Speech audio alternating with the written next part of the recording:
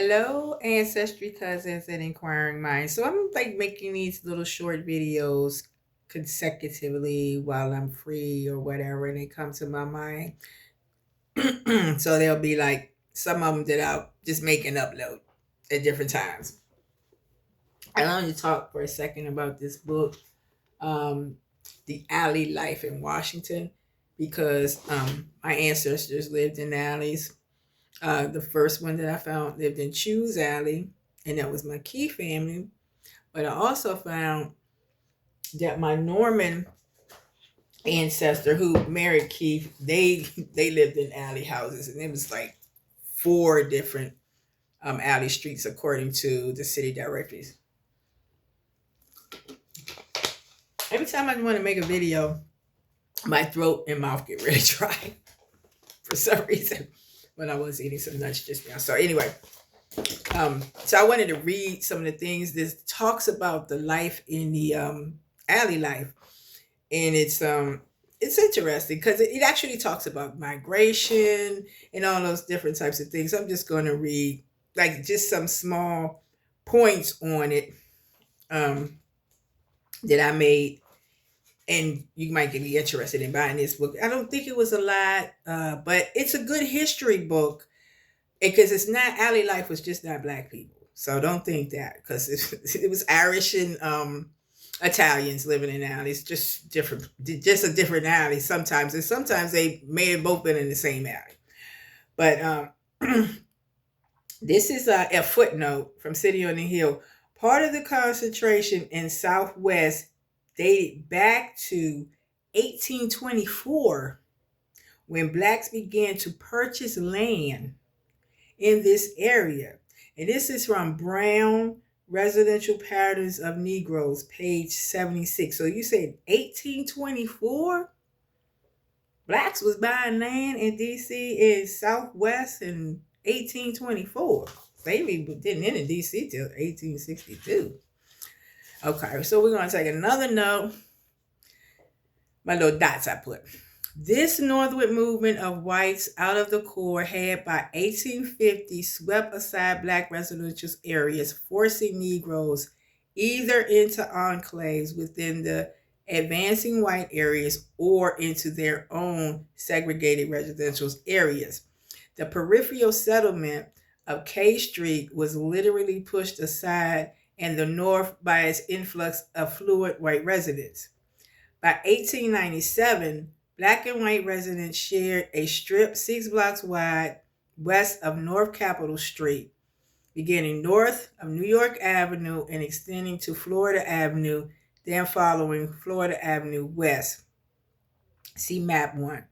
While many of the most prestigious Negro families still maintained their homes despite white immigration, it became increasingly difficult for black families to move into the north sections. Moreover, fragmentally and incomplete evidence does seem to indicate that a variety of groups, ranging from white property owners and neighborhood associations to real estate agents and bankers, conspired to limit neighborhoods to white residents in the last 20 years of the 19th century. Okay. Let me see where else I put my little dots. I just thought this book, if you find, I did a video already showing you, if you find your people living in the alley houses, to go to that document, or it's a street you don't know, it seems strange, look at that document and see if it's an alley street. It tells you how many houses was on that alley.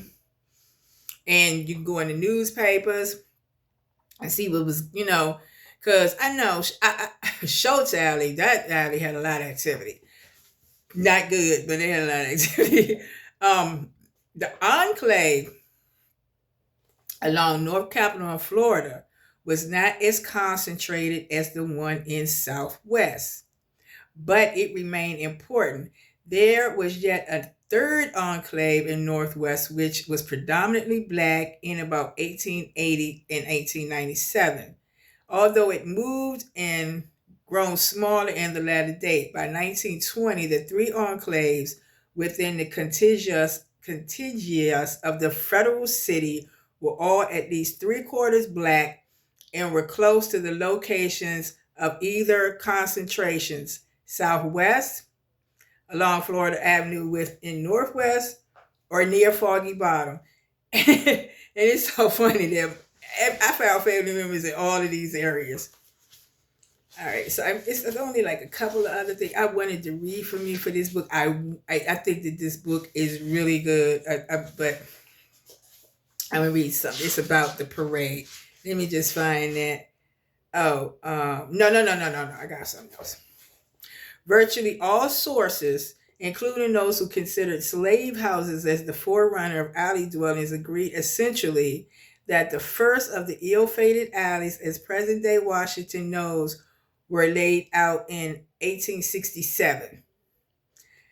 Only Constance and Dorothy Previne have demonstrated that alley dwellings were well established prior to the war. I'm skipping. The tremendous increase in alley housing followed the war, as well as the changes in racial composition in alley population, undoubtedly led many observers to conclude that alley dwellings were the product of a period without looking for either evidence. Sweeney, who suggests antebellum origins of Snow's court, included that the philanthropic motives of a few individuals and Friends Society probably started the movement to add habitat to alleys. James Ring agreed that the initial builders of alley dwellings constructed them for philanthropic reasons and that spectators followed them into the market. Alleys often had uncommon names, and names changes were frequent. Some alleys were named by the directory men while canvassing, generally from some local cause like the Boys or Boys Directory. So they named them Goat, which is in the newspaper. Got some stuff going on in Goat Alley. Pig and Willow Tree all undoubtedly got their names from some local circumstance, although several writers report finding no willow tree in the later alleys. Others took their names from a large landowner or development of the block, while others were clearly named by or after alley residents, like Remnick Alley or Ambush Court. Okay, so I'm going to read this one last part in here from this alley stuff. I had to find it. Hold on.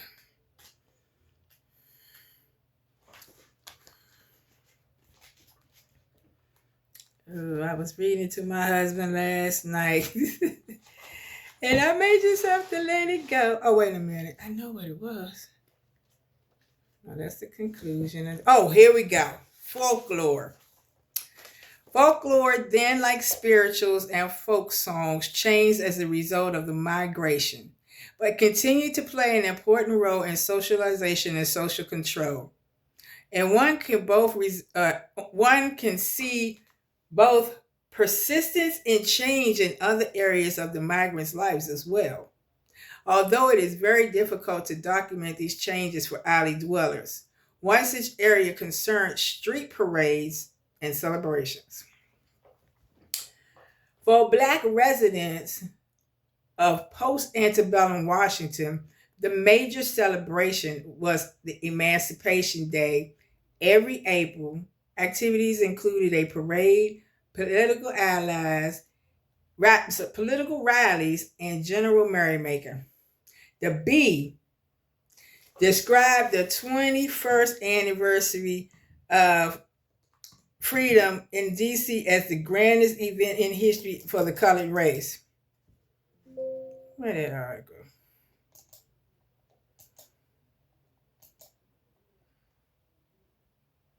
Okay. Okay, let me go back. For the colored race. There we go.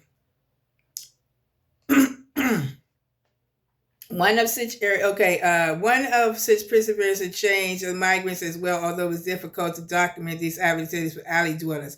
One such area concentrated on the parades and celebrations. For Black residents of post-Washington, most antebellum Washington, post-bellum Washington, the major celebration was Emancipation Day every April. activities included a parade, political rallies, and general merrymaking. The B described the 21st anniversary of freedom in the District of Columbia as the greatest event in the history of the colored race. The street parade, a mile and a half long, 150 carriages in line. 150 carriages, all right. The civil organizations participating in this parade, including a glimpse into the extensive organization life of the Washington Black community. The hard carriers, I ain't gonna name all that stuff, just the same name, the Son and Daughters of Liberty. Some we may know. Is anybody? Young Men's Social Club, the Washington Star Pioneers, the Cosmetic Social Club, the Knights of Labor, the Six Good Brothers, the Twilight Social Club. Okay, that's enough of that. It is, of course, important to know how many alley residents took part in these parades and festivities, but several years later, when Black leaders were concerned that the celebrations were getting out of hand and they placed the blame on the alleys. You know what? I'm kind of offended because I know I was an alley dweller in my past lives. So, as Frederick Douglass warns in 1886, the thought is already gaining ground that we have not heretofore received the best influences which this anniversary is capable of exerting, that tinsel show, gaudy display, and straggling processions which empty the alleys and dark places of the city into the broad daylight and was thronged streets and avenues, thus thrusting upon public view a vastly undue proportion of the most unfortunate, unimproved, and unprogressive class of the colored people, and thereby inviting public disgust and contempt and repelling the more thrifty and self-respecting amongst us, is a positive hurt to the whole colored population of this city. I read that last night. I got a little attitude. It's like, bougie. But I gotta say, to be all honest, I understand. As a property owner, you know, I don't be wanting stuff going on around here. So I thought it was bougie because I got offended because I know I was an alley dweller. But then I got to look at the other aspect. When I came out the alley, I got a little bougie because I see around me. I don't want no foolishness. Okay, so I understand. Mr. Douglas. The B, reprinting his speech in 1888, called attention to the speech of Mr. Douglas, in which he states that these parades, which empty the alleys and dark places of our city in the broad daylight and etc., they do kind of sound like we was vampires, right? Like, they come out and the freaks come out at night. Unlike the procession it described 5 years before, the B found the 1888 parade filled with all kinds of disgraceful cars. Okay. Wagons. And other things that would have been disgusting to the courtesans of Murder Bay. Jeez.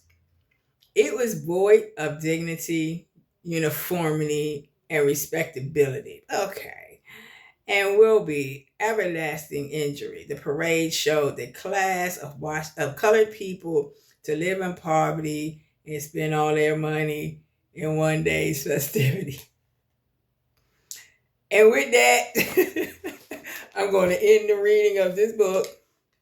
This is The Alley Life of Washington, Family, Community, Religion, and Folk Life in the City, 1850 to 1970 by James Borchert. And it's really informative. The footnotes, it's really informative. I think I got it from Thrift Books, or just go online, Google it, and get it if you're interested, because your folks lived in alley houses. But it's got other history in it too, so it's a good book. Thank you for watching. I hope you enjoyed the video.